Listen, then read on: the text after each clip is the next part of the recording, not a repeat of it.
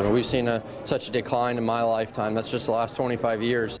Elected officials from across Florida met today in Fort Myers to talk about the negative impacts from Lake Okeechobee water releases and how to work together to come up with a solution. The murky water sent down the Caloosahatchee River has discolored the water along our Gulf Coast for some time now, and it has leaders concerned about the impacts to not only tourism but the environment.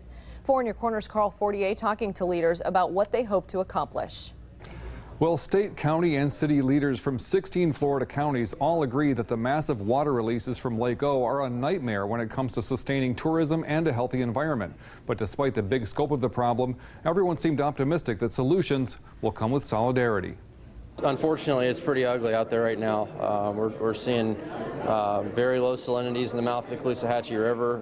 We've seen increased die-off in seagrass. As a fishing guide, Dan Andrews' livelihood depends on the health of Southwest Florida's waterways. We haven't got any commitments that we're really looking for policy-wise, but we have seen a major shift in the political winds and a lot more effort focused on moving water south. That means a reservoir system that would require the purchase of agricultural land. It's a project that could take decades. Our federal partners need to step up and make sure they pay their fair share, which they haven't yet, but we're going to fight for that.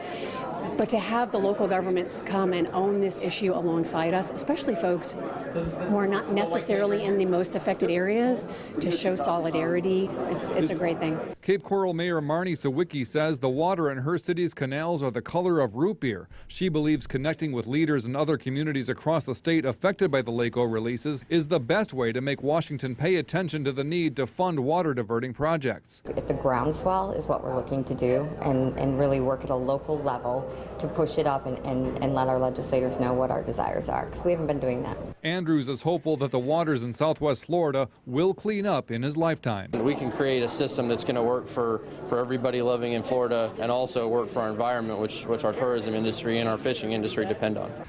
Another meeting is being planned to take place in Stewart on the East Coast, which will hopefully outline a plan of action. In the studio, Carl Fortier, Fox 4, in your corner. All right, thank you, Carl. Coming up, 4 in Your Corner, staying on top of